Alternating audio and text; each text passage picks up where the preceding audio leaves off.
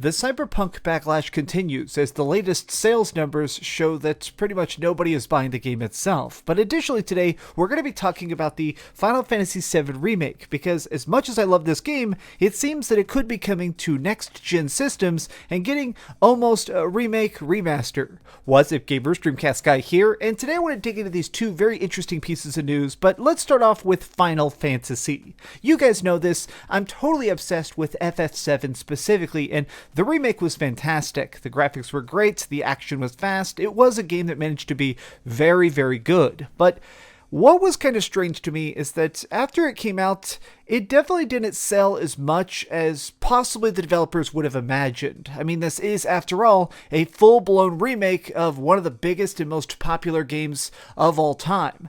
Well, let me look at this real quick. There has been some debate as to how big or how bad this thing sold. Right here we can see in August, they said that this sold 5 million copies. So in the first couple months, it definitely didn't do great. But now at the end of the year, they did do this financial update in Japan. This is a gamesindustry.biz article where they sort of allude to the fact that it just didn't sell as much. Now, trying to extrapolate this data right here, it seems like it sold about like 7.5 million copies, which in the grand scheme of things is relatively low.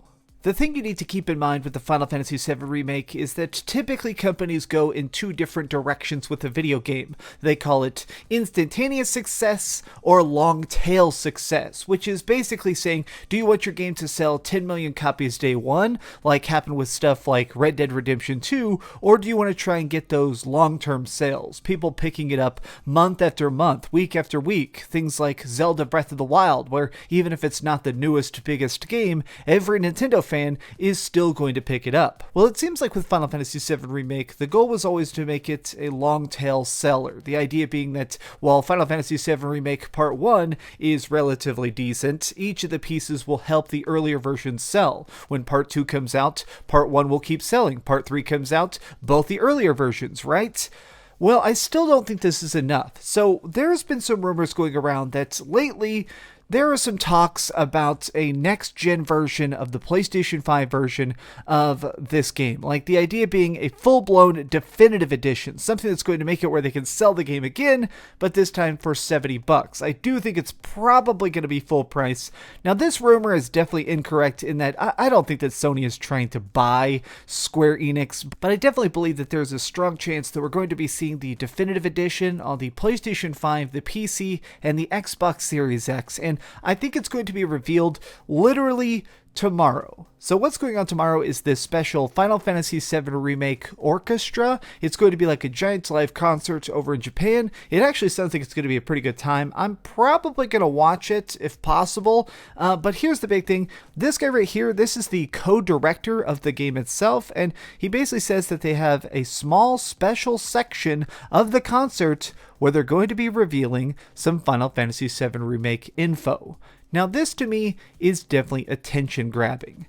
I truly believe that they wanted this game to sell more up front. The fact that this is going to keep selling for years and years and years is great to Square Enix themselves, but they need to keep their investors happy. They need to make sure that the people that are truly holding the bag, the bosses of the bosses, are financially basically going to keep paying their bills while they work on Final Fantasy VII Remake Part 2 and Part 3. The best way to do this, obviously, is with this definitive edition coming to consoles like the Xbox Series X and the PlayStation 5, and hopefully with some additional content. This will get people to buy it again, but I also think it's a good way to get the people that haven't bought it yet, which, let's face it, is a huge chunk of the player base. It seems that this is a good way to get new gamers to be excited and buy it again, because right now, my concern is that this game sold pretty bad. The first part, I'm afraid that they're going to cut the budget of Remake Part 2. I'm a little bit nervous that the game that might be more open world, more expanded, is instead going to have a tinier budget simply because they don't want to try and throw another $1 billion into a project that might not pay it back. Now, the other thing I wanted to talk about today is this, which is very funny to me. Cyberpunk 2077 is not selling great on console. Now, I want to look at the sales numbers real quick here, and then I want to make a point that I feel like is being so hotly debated, and it shouldn't be. But let's look at this. So Cyberpunk, the NPD, this is basically the official sales data. This is completely legal. This is the absolute hard numbers of how much something is or isn't selling. Well, look at this. The January numbers are out, and here it is. It's dropped super heavily. Oh my gosh, it's so bad. So in December, it sold decent. I mean, not as good as they probably hoped, but Cyberpunk was the talk of the town. People were scooping it up. It was certainly relevant for its time. But let's look at this. Here's the top games, top 3 sellers: Call of Duty, Assassin's Creed Valhalla, and Spider-Man Miles Morales. I'll be perfectly honest, I am super shocked that Valhalla sold this freaking much, but you know what? 200 hours of Viking experience, I understand why people would be lining up to buy that. But now we're scrolling down here. Mario Kart 8 still keeps selling. Ring Fit Adventure, Call of Duty. The fact that there's 2 Call of Duties in the top 10 is very funny to me. Smash Ultimate, NBA, Super Mario 3 All-Stars. Oh, God. Oh, here it is. Oh, my God. Number 18. Oh, my God. Minecraft PlayStation 4 Edition has outsold it. Isn't Minecraft like 11 years old now or something like that? Like, Cyberpunk is bottoming out so badly. Now, they do make it a point here to say that this is CD Projekt Red. They're not talking about their digital sales data, but currently Cyberpunk still isn't on the PlayStation Store. So even if they did decide to disclose all the sales data across the board, it's still not going to be looking great. But wowzers, is that bad. Man, the fact that it's still below Breath of the Wild will continue to blow my freaking mind. Now, the reason I'm talking about this isn't to try and beat up on Cyberpunk or talk about how CD Projekt Red is evil and the boogeyman, but instead, I wanted to talk about this because I feel like we've turned a corner with video games, which is this. So a couple years ago, I saw somebody say online that most gamers don't watch YouTube. Most gamers are casual. A huge chunk of this billion-dollar industry is people that just walk into Walmart, see the latest game in front of them, they pick it up, buy it, go home and play it. These are the people that buy the season passes and do loot crates and stuff. The people that are kind of submitting to the demands of video game companies at times, so to speak. But here's the thing. I don't believe that's true anymore.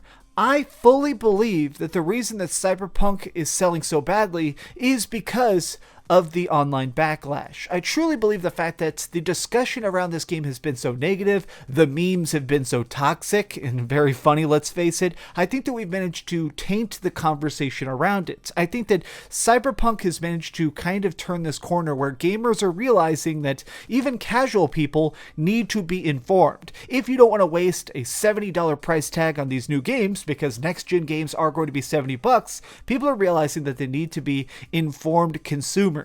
They need to go on YouTube. They need to subscribe to the people they trust. They need to make sure that they're properly educated on these purchases before they drop $100 to get a game in the season pass. And to me, I think that this is a good thing. I think that as bad as this entire Cyberpunk situation has been, I truly believe that this is going to end up being a net positive for the industry itself. But what do you think? Have you actually seen all these sales numbers? Is it baffling to you? Let me know your thoughts in the comments down below. If you enjoyed this video, please give it a thumbs up, share with your friends, and subscribe if you haven't already. But do me the biggest favor of all, and keep dreaming. I want to show you guys something. This is actually something funny. Let me see if the autofocus. Look at my little cloud figurine. Will it autofocus? Let me put it in front of my face. Look at that. Yeah, my little pixelated, polygon cloud. I love Final Fantasy VII so much. I'm learning the Final Fantasy VII card game. It's kind of weird. I don't really particularly love the Final Fantasy VII card game. It's very weird. It's very weird. But, you know, they tried. Thanks so much for watching that video. If you want to see something else, you can always click this link to see what I put up last, or, you know, subscribe and see what's coming up next. Also, I promise that whatever I do, it'll try not to suck.